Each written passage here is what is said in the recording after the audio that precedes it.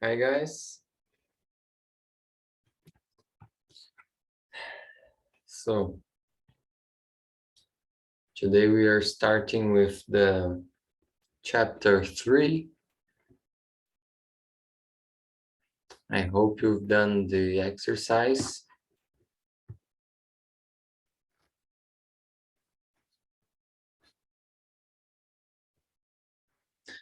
Okay.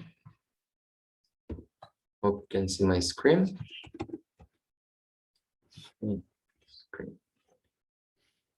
The world is within us.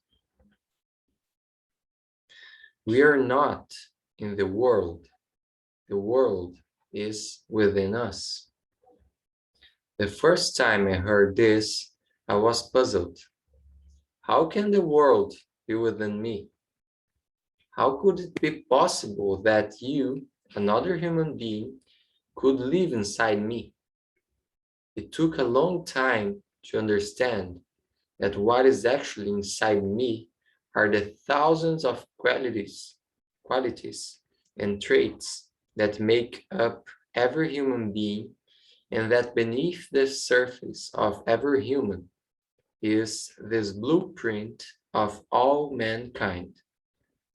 The holographic model of the universe teaches us that each of us is a microcosm of the macrocosm. Each of us contains all the knowledge of the entire universe. If you cut the hologram on your credit card or driver's license into tiny pieces and shine a laser beam on one of them, you will see the entire picture. In the same way, if you examine one human being, you will find a hologram of the universe. This universal blueprint resides in our DNA. Yeah, so as long as we are um, divine particles, right? Particles of God. So actually, I believe we are like cells. We are drops of water in a big ocean that is God. You know, our soul is drops of water, are drops of water. One soul, one drop of water. So the whole thing, everything, all the souls together are this ocean of God. So at the same time, we are part of God and we have everything inside us. I don't know, maybe it's another form of thinking.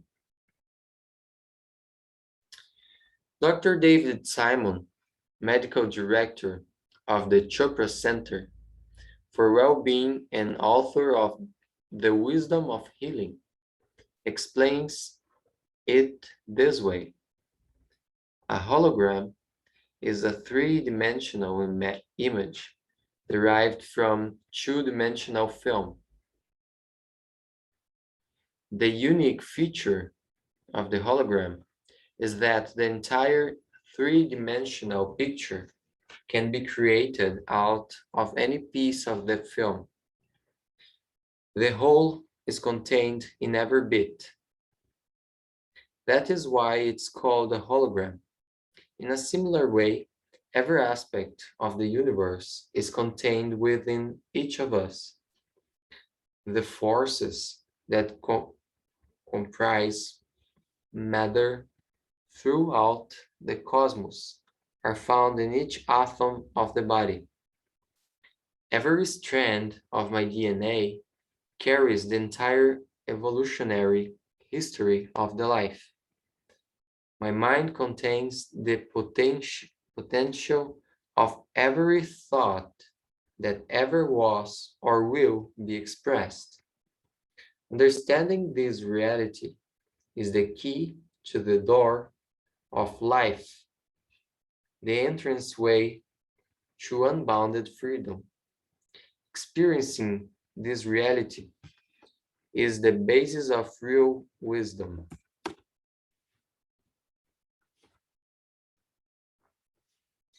When you understand that you contain everything you see in others, your entire world will alter. Our goal in this book is to find and embrace everything that we love and everything that we hate in other people. When we reclaim these disowned aspects of ourselves, we open the door to the universe within. When we make peace with ourselves, we spontaneously make peace with the world. Once we accept the fact that each of us embodies all the traits in the universe, we can stop pretending that we are not everything. Most of us were taught that we are different from other people. Some of us consider ourselves better than others, and many of us believe that we are inadequate. Our lives are molded by these judgments. It's these judgments that lead us to say, I'm not like you. If you grow up white, you might believe you are different from African Americans. If you grow up African American, you might believe you are different from Asians or Hispanics. Jews believe they are different from Catholics, while right-wing conservatives believe they are different from left-wing liberals. Each of our cultures has taught us to believe that we are fundamentally different from the rest. We also adopt prejudices from our families and friends. You're different because you're fat and I'm skinny. I am smart and you're stupid. I am timid and you're brave. I'm passive and you're aggressive.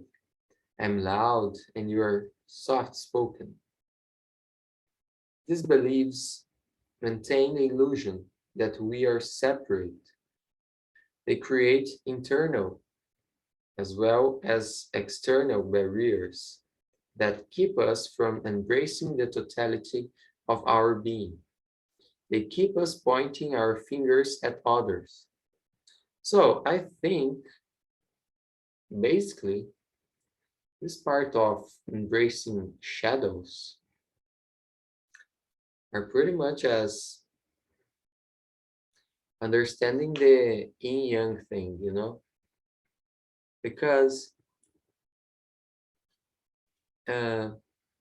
yin-yang is like the opposite but complementary. So yin-yang are energies that differs each other between each other, but at the same time, it's the same energy, but are poles. Poles, is that correct? Poles. So, for example, I have, I am in a yin state. So I am quiet, I'm relaxed, I am in, okay, in, down to ground, down to earth. But in 1 second, I can be young. For example, if I want to dance, if I want to to skip, no, to jump. So young are movement, young are fast, young are energetic energy.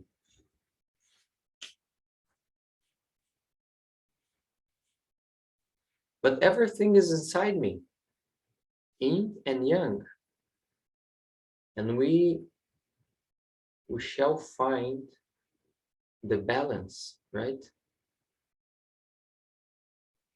This is the key.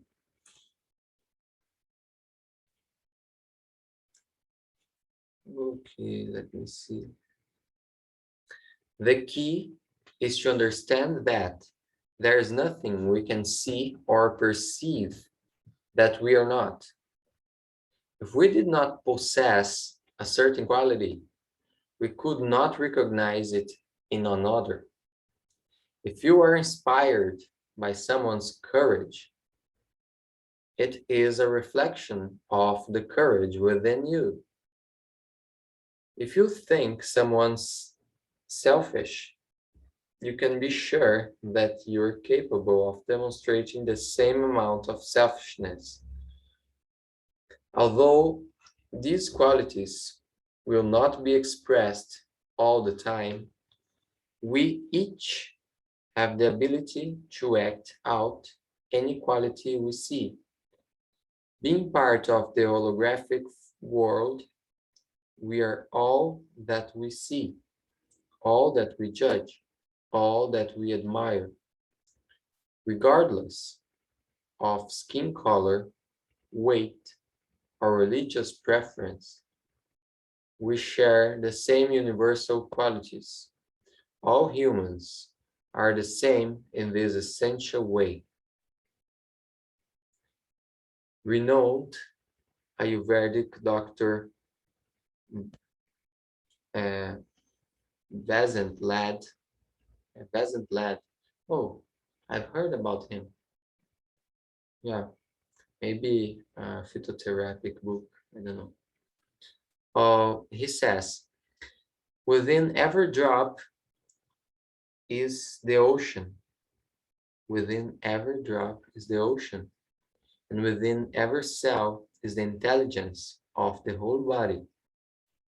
When we grasp the enormity of this, we can start to see the vastness of who we are. Man and woman are created equal in that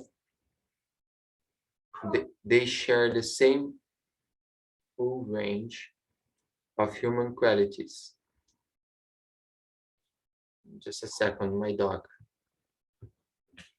Oh, this.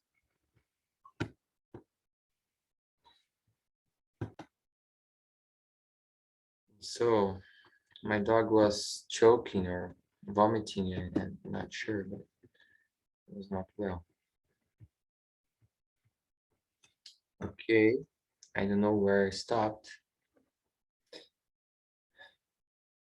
Although these qualities will not be expressed all the time, we each have the ability to act out any quality we see.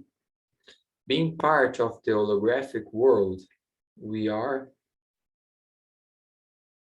all that we see, all that we judge, and all that we admire, regardless of skin color, weight, or religious preference. We share the same universal qualities. All humans are the same in this essential way. Renowned Ayurvedic doctor, okay, yeah, this here, Vasant Lad says, within every drop is the ocean, and within every cell is the intelligence of the whole body. When we grasp the enormity of this, we can start to see the vastness of who we are. Man and woman are created equal in that they share the same full range of human qualities. We all have power, strength, creative, creat- creativity, and compassion. We all have greed, lust, anger, and weakness. There is no trait, quality, or aspect that we don't possess. We are filled with divine light, love, and brilliance, and equally filled with selfishness, secrecy, and hostility. We are meant to hold the entire world within us. Part of the task of being fully human is to find love and compassion for every aspect of ourselves. As is the human mind, so is the cosmic mind. Most of us are living with a narrow vision of what it is to be human.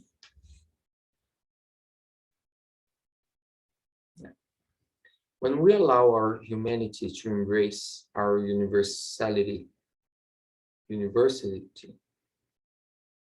we can easily become whatever it is we desire. Okay? When we allow our humanity to embrace our universality. In Love and Awakening, John Welwood uses the analogy of a castle to illustrate the world within us. Imagine being a magnificent castle with long hallways and thousands of rooms. Every room in the castle is perfect and possesses a special gift. Each room represents a different aspect of yourself and is an integral part of the entire perfect castle.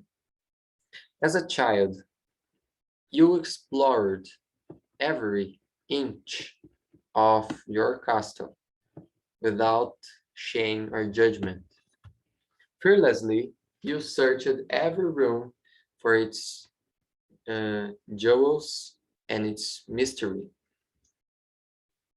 Lovingly, you embraced every room, whether it was a closet, a bedroom, a bathroom, or a cellar. Each and every room was unique. Your castle was full of light, love, and wonder. Then one day, someone came to your castle and told you that one of your rooms was imperfect, that surely it didn't belong in your castle. They suggested that that if you wanted to have a perfect castle, you should close and lock the door to this room. Okay. Yeah. Since you wanted love and acceptance, you quickly closed off that room. As time went by, more and more people came to your castle.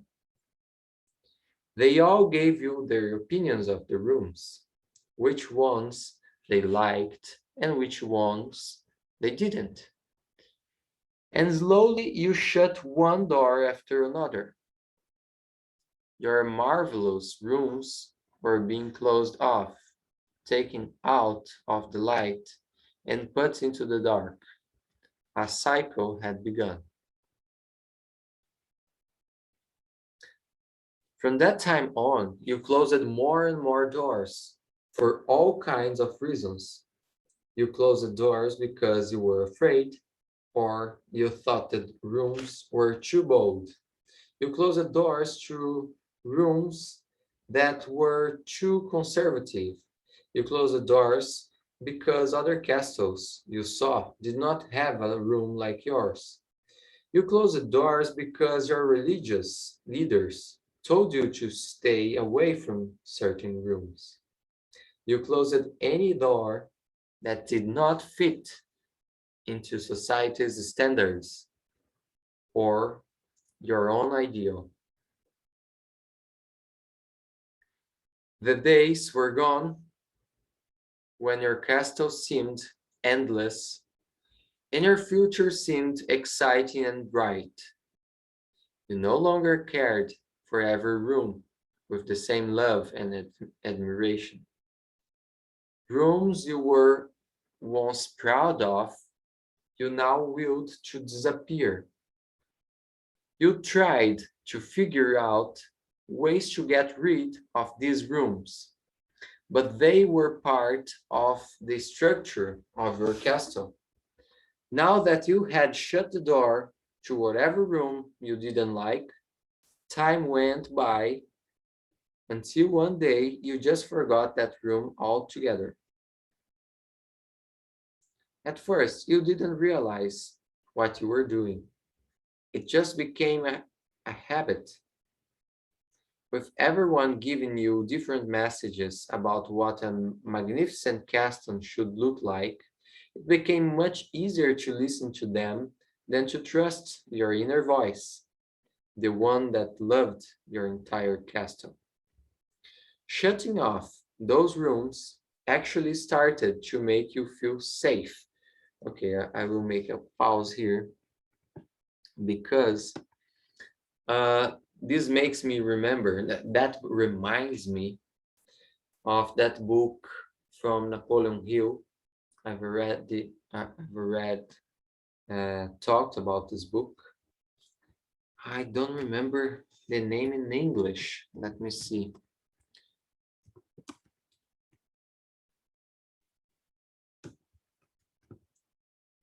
The title is Outwitting the Devil, The Secret to Freedom and Success. Yeah, from Napoleon Hill. So this book uh, tells us that we have like two kind of thoughts, two kind of ideas. Every thought come in a double uh, way. Let's say like this. For example, one thought came to my mind. I want to buy a new car. So one thought came uh, after and judged, oh, but it's so expensive. You can't pay for a new car. You can't afford for a new car. No, you don't need a new car. And another part of you says, um, yeah, that's a great idea. You should buy a new car. You would be happier. You you would I don't know. You would have to work more, but you can do it. You can afford it. Go. Yeah. So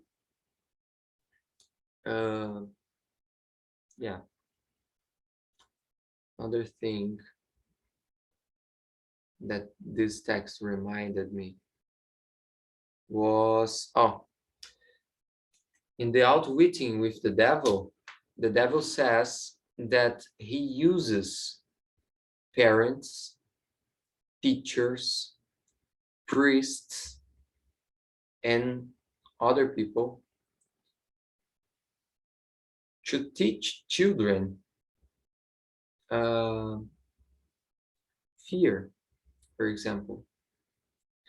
So those people think that they are educating the youngs, the kids, but actually they are helping devil to make them afraid. And actually, fear is one tool that devil has to control us, control our minds. So yeah, we kind of need this fear to survive, this This fear is a security system of our body or of our mind. But if we live with this fear, we can't grow. Okay, continue reading. Soon you found yourself living in just a few small rooms. You had learned how to shut off life and became comfortable doing it. Many of us also locked away so many rooms that we forgot we were ever accustomed. We began to believe we were just a small two-bedroom house in need of repairs. Now imagine your castle as a place where you house all of who you are, the good and bad, and that every aspect that exists on the planet exists within you. One of your rooms is love, one is courage, one is elegance, another is grace. There are endless numbers of rooms: creativity, femininity, honesty, in, in, integrity, integrity, health, assertiveness, sexiness, power, timidity. Oh, I have to check this word. Mhm. Not sure. Okay, integrity, health, assertiveness, sexiness, power, timidity, hatred, greed, frigidity, laziness, arrogance, sickness, and evil are rooms in your castle. Each room is an essential part of the structure, and each room has an opposite somewhere in your castle. Fortunately, we are never satisfied being less than what we are capable of being. Our discontent with ourselves motivates us in our search for all the lost rooms of our castle. We can only find the key to our uniqueness by opening all the rooms in our castle. The castle is a metaphor to help you grasp the enormity of who you are. We each possess this sacred place inside ourselves. It is easily accessed if we are ready and willing to see the totality of who we are. Most of us are scared of what we will find behind the doors to these rooms.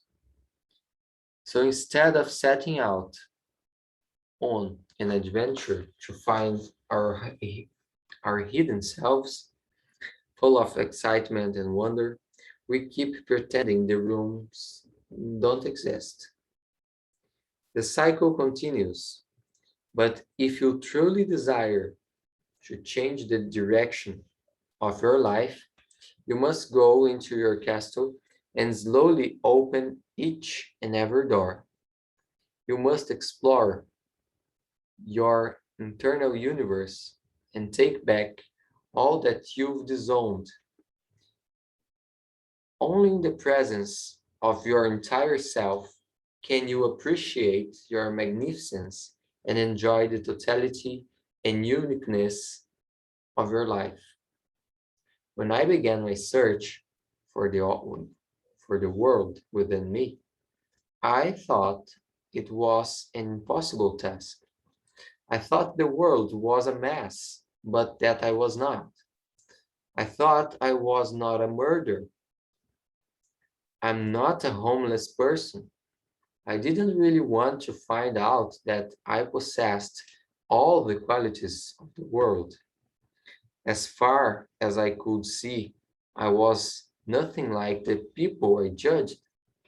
or made wrong. My goal became that seeing how the world could exist within me. Every time I saw something or someone I didn't like, I started saying to myself, I am like that. They are within me. For the first month, I was disappointed because I truly couldn't find any of the bad things in myself.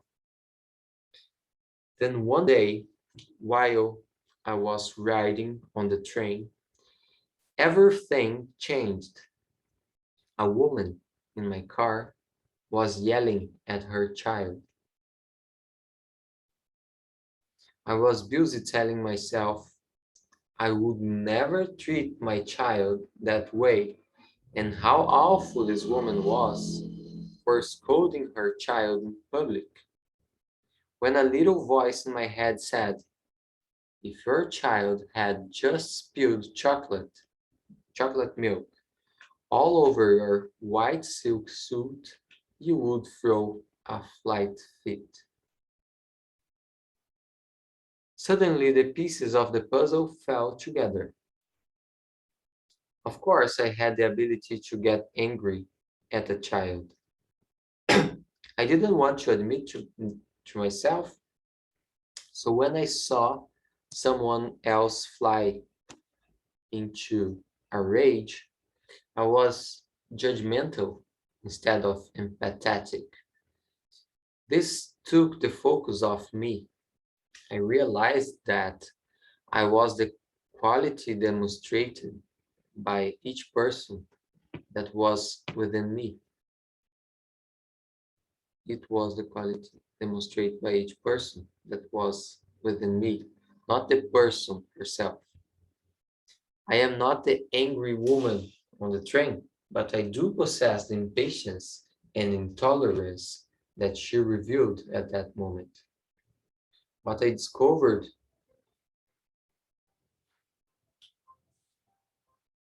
what I discovered was my potential to act like the people I had been most harshly judging.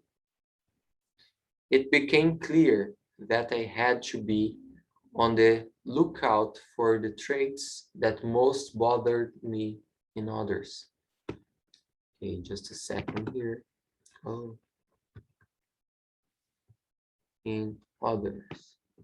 Okay, let me see how many pages. 2, 3, 4. Actually, there are more. Okay, just one more page.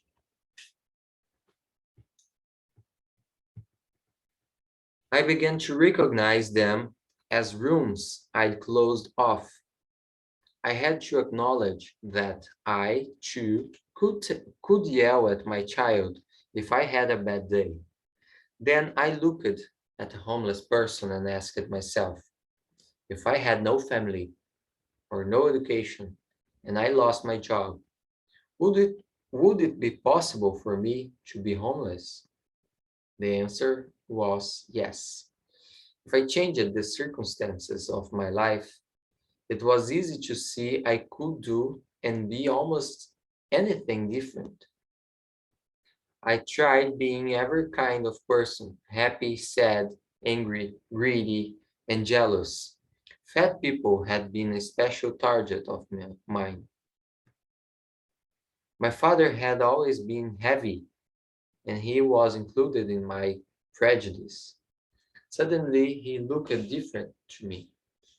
I was born with thin bones and a fast metabolism. I realized that if my metabolism changed and I continued to eat the junk I ate, I would be fat too. But there were still a few areas where I was having difficulty. I could never imagine myself being a murderer or a rapist. Okay, before that, I want to say about this fat and skinny um, theme, right? So there is, let's say, there is a reason for people to being fat or skinny.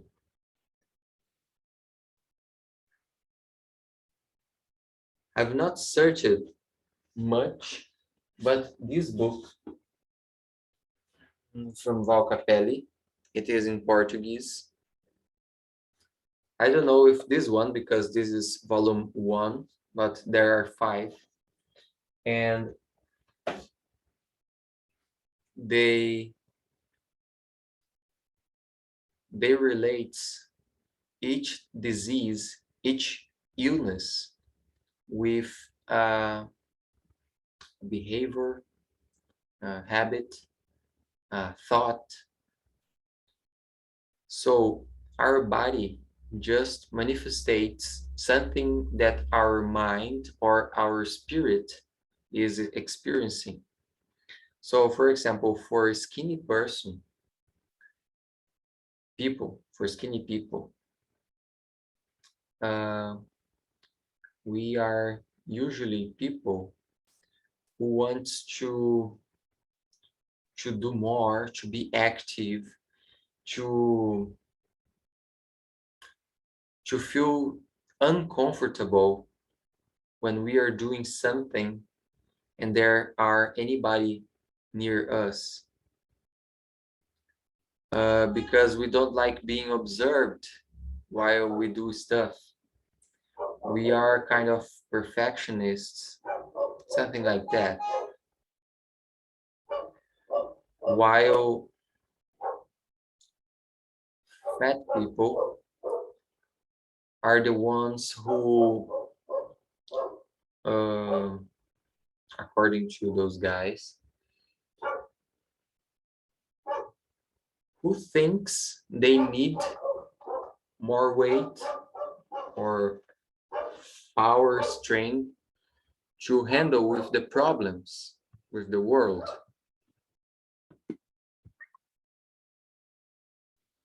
Okay, I had to leave for a moment, but I'm here. How could I kill someone in cold blood? It was easy to imagine killing someone if he tried to hurt me or my family. But how about those brutal, senseless crimes? I realized I had no desire to kill now, but if I had been locked in a closet for 14 years and beaten every day, would I be able to kill in cold blood? The answer was yes. This did not make me killing. This did not make killing acceptable, but it allowed me to see that I could truly embrace the possibility of being everyone. When I had trouble being anything from that day on, I would break it down. For instance, I still could not see how I could ever be a pedophile. So I asked myself, what kind of person would have sex with a child? A degenerate, fearful, perverted person, I thought. Then I asked myself, could I be a degenerate? Could I be fearful? Could I be perverted? I tried to imagine the worst circumstances that could have happened to me as a child, and I realized that if I was abused and violated as a child and had lived without love, I would have grown up differently. Under those circumstances, there was no way I could predict what I would and would not be capable of doing. Don't judge a man until you have walked in his shoes. Even though some of these characteristics were hard for me to own, I had to face the possibility that a demon lived inside me. Sometimes the question is not whether you have a specific trait at the moment, but whether you could display that that trait under different circumstances. Okay, let's stop here.